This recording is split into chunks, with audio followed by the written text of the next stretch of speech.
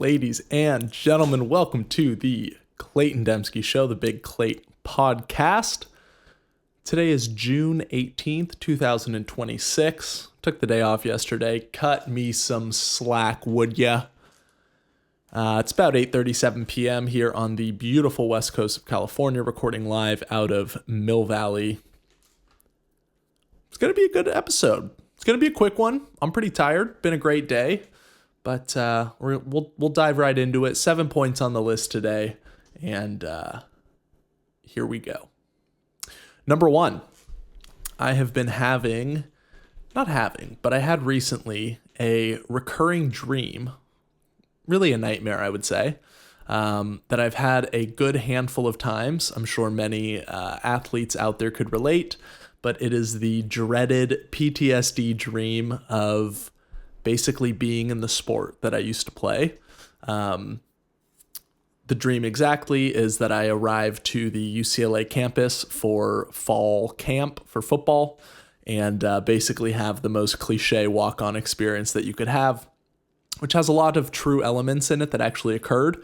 I think one of the main pieces that keeps coming up in the dream is that when I try to get into the locker room, my student access code or like my student ID number that they code for the doors doesn't work, which actually happened my freshman year at UCLA. They, for some reason, forgot to program my number into the door. And for my whole freshman year, I had to use somebody else's number because I was a lowly freshman walk-on and they just couldn't be bothered to program my name into the system or program my number into the system. So that is a real piece of it, but the nightmare in general is just that I'm back at UCLA gearing up for fall camp, have to go to practice, show up late, which I never once did because I was terrified of ever being late and having to do the excruciating board push physical punishment, which they give you a 2x4 that's this wide. And you have to do like 1,000 yards or something of just pushing that in like a bear crawl position. But you just push a wood plank across the field and it's intentionally made of wood so that it doesn't slide well and that it sucks and that you came out, that you come on time after that. So that's a Sal Alosi punishment. That guy's a fucking freak. Check him out. You can Google Sal Alosi Jets incident. He tripped a player on the sideline when he was coaching for the Jets in the NFL, and it was a big controversy. He also got a kettlebell thrown at him by Diddy, apparently, when Diddy's kid was at UCLA. I've seen Sal Alosi getting verbal spats with tons of players. Guy's a freak. I don't know what else to say. Good strength coach? I don't know. Clearly, if he made it to the NFL, no, he's a good strength coach, but to be frank, he's a dick. So I loved his staff. Shout out Coach Fry. Shout out Coach Brian. Fuck, I'm blanking on his last name. But Coach Brian with the glasses who worked in China for a while. Shout out Coach Farrell. Shout out Coach Cassetta. Just follow him on Instagram. He's got a beautiful, beautiful little baby. Coach Fry, I think, is working for the Rams. Great guys, great staff. Sal Alosi is just a little bit of a psychopath. So shout out Sal. Honestly got my ass in shape. And but yeah, I've been having that dream lately of being late to camp and just having to go to camp in general and put on the pads and fucking play football. And that was kind of brutal. So I woke up stressed the other morning, is what it is. I'll be all right. Lesser men have prevailed. Don't worry about me, but it's kind of a fun one. Point number 2, DIY, baby. Theme of the fucking life. Who knows? I had a headlight bulb go out in my truck and I replaced it myself. In fact, I replaced both because the internet said that's a better thing to do. And the one that wasn't out, I am now keeping as a spare in case one does go out in the future when it's nighttime. I went to AutoZone to buy a new bulb. It was about $60. I went on Amazon, maybe 45 or $50. The nice ones were like 60, whatever. It's a fucking headlight. I don't care. Went on Amazon. The same one that's 45 or 50 in the shop is $25. So Bezos wins again. And I bought the bulb. I watched a quick video. of a channel called like DIY Time. And it was super easy, a little bit frustrating, not a lot of space under the hood to get in there, but it took me like 10, 15 minutes to finally figure it out and get it done, and probably save like 30 to 60 bucks. More importantly, again, it's never about the money. It's about learning the skill, and it's about taking care of your own shit. And that's why I love kind of an older car. That's why I bought a 2012 Tacoma, because it has way less tech in it. It's not all microchipped to the max. And you can just kind of repair things on your own. You don't have to like take it in and do some computer programming to fix a fucking light bulb or whatever else might be wrong with it. So I feel proud about that. I've talked about it in the past, but I've done cabin filters, engine filters, cleaned it up, did a trim restoration kit, restored the headlights. They were real oxidized and yellow. So put in a lot of work to the car.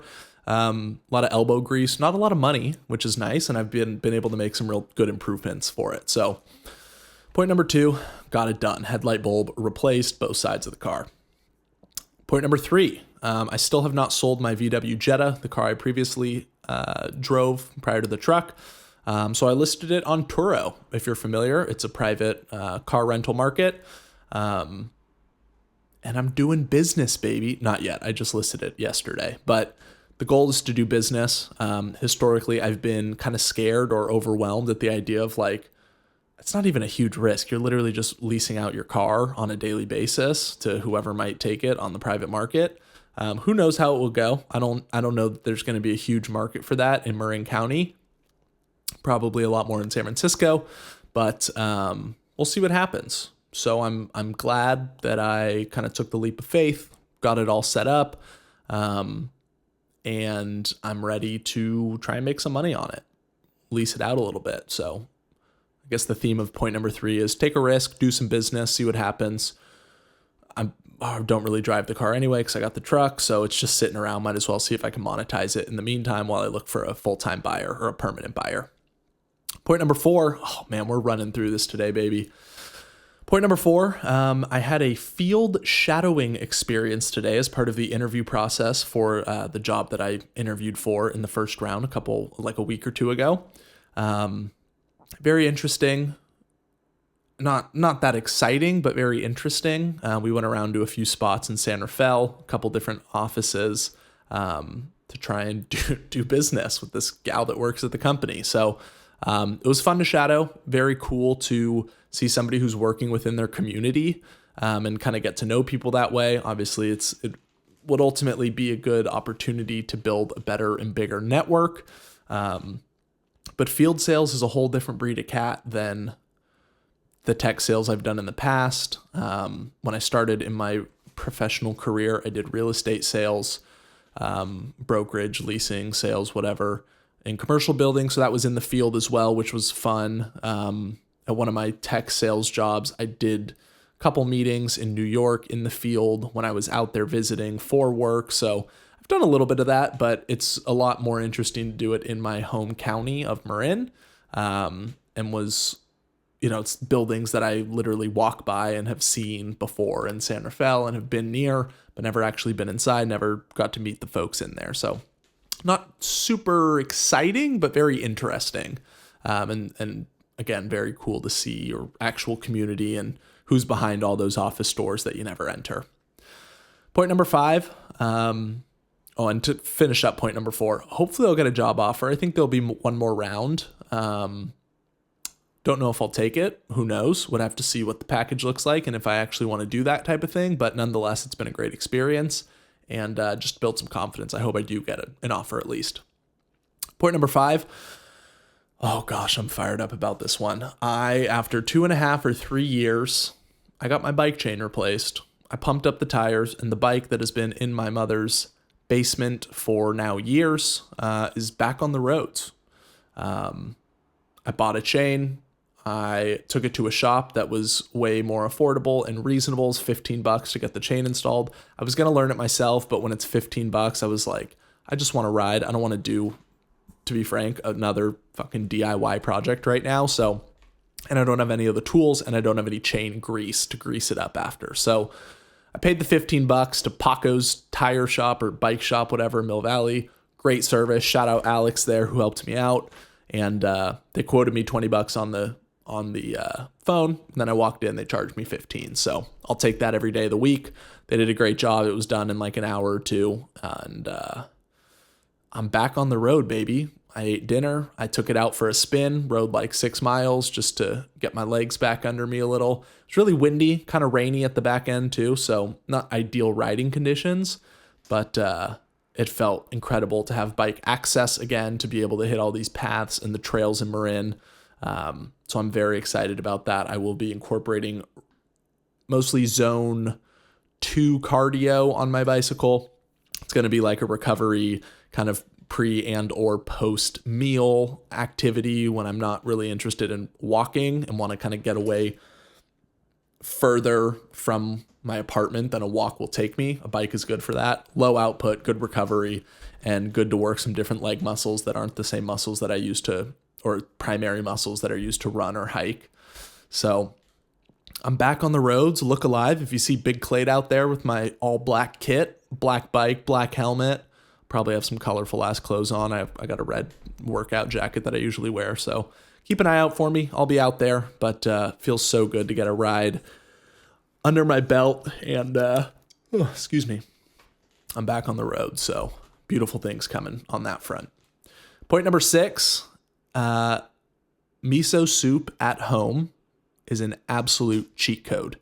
It is so easy. It feels exactly like sitting down at a Japanese restaurant. After my bike ride today, which was also after dinner, I was feeling a little dehydrated, like I needed a little salty something and some fluids in me. So I made a little quick, simple miso soup, just a little bit of dashi stock, which I use a very simple, like just jar of dashi stock powder. And there's like these little pellets that you just mix in hot water and you have a dashi stock. It's basically like chicken broth concentrate or like bouillon, but dashi instead. And then you just mix in some miso paste, which I always have on hand because I love it. And just like that, boom, bang, boom, boom, boom, boom, quick, done. Miso soup on the table. I'm not kidding. It tastes exactly the same as local restaurants that I love the miso soup at.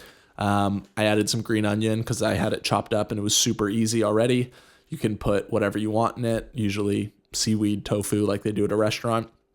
But the stock itself, or the broth, whatever, the soup itself, is literally just dashi stock and miso paste. And it is so good. And I really can't say enough good things about it. And very fired up on that. So I got to have a little bowl of miso soup for dessert. And yeah, that's all I have to say there. Absolute cheat code, so simple. Point number 7, I love getting through a to-do list. I keep a to-do list in my pinned notes in the Notes app on my phone and computer, in my whole Apple ecosystem. It helps me prioritize things. It helps me visualize what needs to get done, highlight the things that are at the top of the list. That's prioritization. I explained the same thing twice. And then also the things that get left on the list or kind of shake down. I'm able to evaluate those. Usually it's either because it's particularly difficult or something I'm kind of resisting, or it's something that I don't actually care that much about and it doesn't really need to get done. And I usually then reprioritize other things up on the list and drop those down, or even remove them entirely if I want to push it out of the near term list. Getting a call. Not now. All right. I should have picked. That's my sister, but I'm busy. I'll wrap this up real quick, but I got through my to-do list today. There's one remaining piece on it that I decided is not particularly important. But I got through the rest, and that included getting my bike fixed up. That included replacing the bulbs in my headlights for my car. That included purchasing some paracord and some white hooks that I'm going to put up above here so that I can have a green screen drop down for some gaming content or any other green screen activity. So I got through the list. I feel great about it. It feels nice to accomplish things. And now I get to make a new list of all the things I'm going to do in this coming week or coming days. So fired up on that. Always feels good to track and kind of have progress checks and milestones that you hit along the way of getting through that list. And when you finally clear a to-do list, I just feel accomplished and ready for the next task. So very exciting stuff. Gonna keep it short today. I'm pretty tired and just didn't have that great of topics to talk about today because I've just been in kind of work mode and focusing on this interview process, focusing on health, eating healthy. I have been, bonus content, here we go, point number 8. I've been eating super salads, as I call them, which is just a big mixed green salad with whatever yummy toppings and dressing I make and want to put on it. Tonight I had some ground beef, some roasted tarragon carrots, black beans. What else did I put in it? I'm blanking, but there was some other, green onions. I don't know, something else. Yesterday I did like a salmon salad, like tuna salad, but salmon. I had garlic butter, potatoes, black beans, boiled eggs, same roasted tarragon carrots. I cut up a couple strawberries for a little sweet bite in there. So love a good super salad. Eat the rainbow like I've been preaching in past episodes. And just delicious, healthy, low carb. Oh, and then the dressing is a little bit of my caramelized onion cream cheese, a little bit of garlic olive oil that I use to roast garlic confit in. And then I blend that up with some Dijon, a little bit of vinegar, some olive oil. Well, I guess I use the garlic olive oil. But that makes a real nice, creamy, delicious, not too creamy, just a little bit of that onion cream cheese in there, but it is so good and I can't get enough of it. So high fat, high fiber, high protein diet, as I've been talking about lately, making me feel tremendous. I am getting closer to my accomplishment on my goal list of having 6-pack abs and a tight stomach. So we're on our way. I've got a few more weeks till July. I told my buddy Josh I'd have abs by July. They may not be perfect, but by August 1st, they're going to be even better. And just got to keep the pedal to the metal. And I've been feeling great, low inflammation, high energy. I did a 6-mile hike and trail run today. I've got another one scheduled for tomorrow morning with my brother because he has the day off for Juneteenth. Shout out Juneteenth for getting, I don't know too much about that, but I am grateful that my brother has the day off from work tomorrow because we get to go on a run. So if nothing else, that's a win for Big Clate. I don't have a job right now, so I'm not off tomorrow. I'm on every damn day. Just kidding. I'm off every day. But life is good. Life is great. I feel healthy. I feel happy. I feel fulfilled. And I'm going to Napa this weekend with my family, so I'm sure I'll do a recap or maybe a guest spot and talk about that. Might do an episode with my brother tomorrow. We'll see. Anyway, bonus content ramble at the end there. Got to cut it off here because I'm pretty darn tired. And loving life, grateful for life, and very excited to keep living this life. So love yourselves, love each other, be great, honor God, and eat something delicious. Whether it's something you make at home, something you buy at the store or restaurant, go eat something delicious. I'll leave you with that. Happy Friday, Junior. Tomorrow's Friday. It's gonna be a good day. Big Clate signing off. Respect.